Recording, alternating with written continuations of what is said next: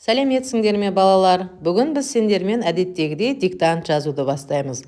Бүгінгі диктантымыздың тақырыбы жауын. Қазір мен диктант мәтінін бір рет оқып беремін, одан кейін жеке-жеке сөйлемдерге тоқталып оқитын боламын. Сауатты, қатесіз жазу үшін мұқият тыңдау қажет балалар. Олай болса, мен сендерге мәтінді оқып берейін. Жауын. Өзеннің арғы жағынан үлкен қара бұлт көтерілді. Жарты аспанды бүркеп қалды. Күн күркіреді. Құйын соғып өтті. Бұтақтардан үзілген жапырақтар алаңқайдың үстіне айран асыр үйіліп кетті. Алғашқы ауыр тамшылар да сіркіреді. Найзағай жарқылдап, күн күркіреді. Жауын ағыл тегіл құйып кетті. Ормандағы бүрі қалың, бұтақты шыршаны паналап тұру да рақат. Шыршаның панасы жанға жайлы, құп құрғақ. Міне біздің диктантымыздың мәтіні осындай, жалпы 54 сөзден тұрады. Олай болса балалар ыңғайланып отырыңдар, енді диктантты бастап жазамыз. Ең алғашқында азат жолдан бастап жазуды ұмытып кетпейік. Бірінші сөйлемді оқимын, мұқият тыңдаңдар. Өзеннің арғы жағынан үлкен қара бұлт көтерілді.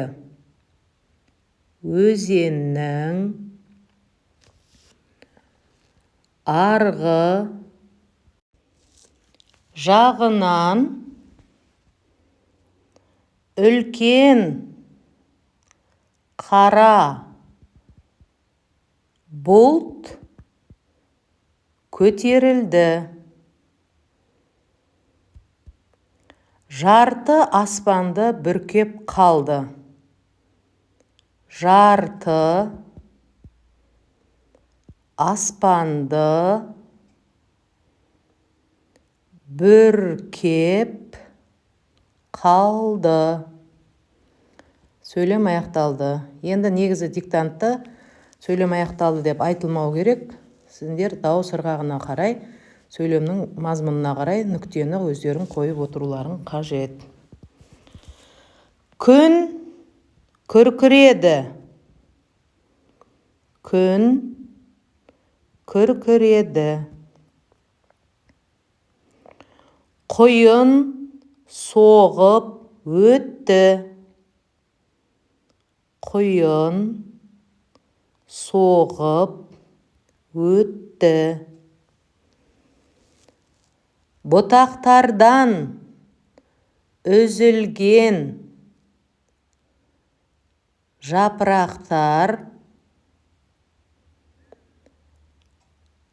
алаңқайдың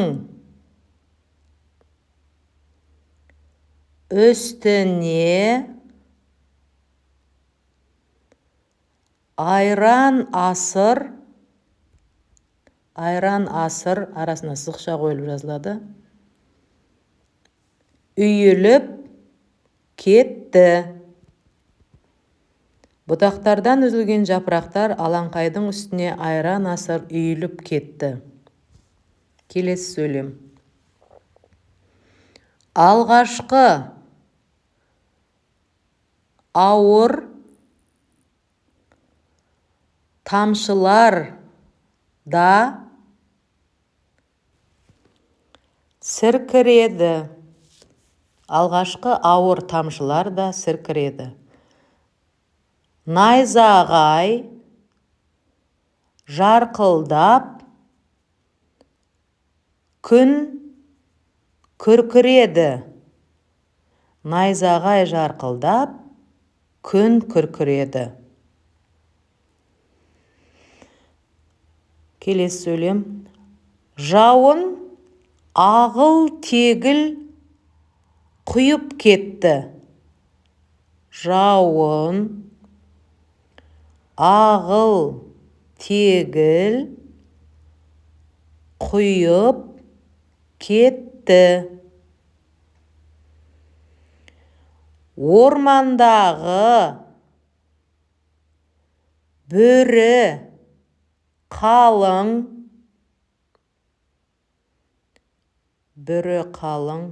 бұтақты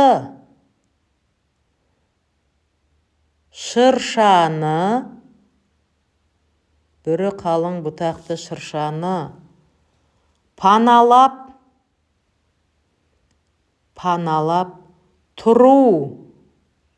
тұру да рақат. Ормандағы бүрі қалың бұтақты шыршаны паналап тұру да рақат.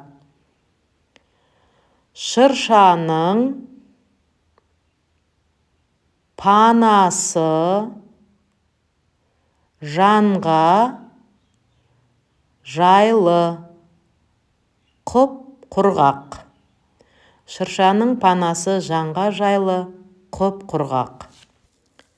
Міне балалар, біздің диктантымыз аяқталды. Енді өздерің жазған диктантты өздерің дұрыс нұсқасымен қарап отырып тексеріңдер. Қаншалықты дұрыс жазғандарыңды комментарийге жаза кетіңдер. Қанша қате кетті, не болмаса ешқандай қате жоқ деген сияқты комментарийлеріңді қалдыра кетіңдер. Сауатты жазуларыңа тілектеспін балалар.